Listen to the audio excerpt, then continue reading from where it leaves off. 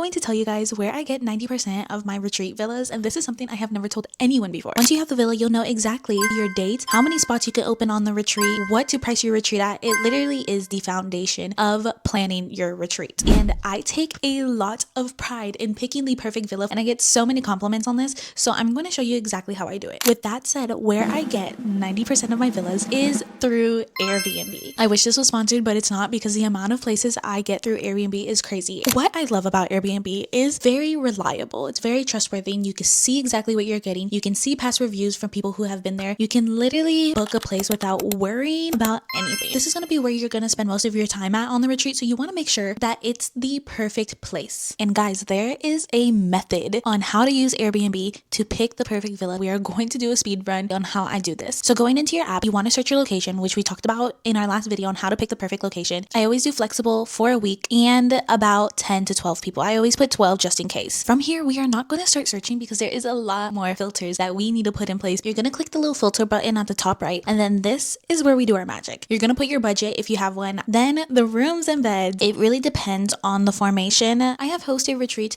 where there's like 2 bunk bed styles in the room. That's 4 beds in one room. You want to have a minimum of a third, essentially. So if I have a 12-person retreat, I need a minimum of 4 bedrooms. And then for beds, I will do a minimum of 8. Usually that is my sweet spot. You can always come back and adjust the filters from what you're seeing. Now, there are 2 specific amenities that I always make sure to check, and that is Wi-Fi and air conditioning. If you are hosting a retreat somewhere hot and you are spending all day outside in nature and you come back and your villa has no AC, they are going to be suffering. You need Wi-Fi to contact your excursions, to contact the girls, emergencies, in case anything is happening. This might be one of the most important parts, is your booking options. Free cancellation, guys. In the beginning, this was something that I made sure every place had. So free cancellation means you could book the place now, but let's say the retreat doesn't happen, you can cancel the place for free. I have had to do this, and it is a lifesaver. From here is the fun part. You can start searching. Other things that I look for are the kitchen. I always get a chef for my retreat, so I need to make sure the kitchen has enough appliances. I have booked a place and we realized there was no oven, so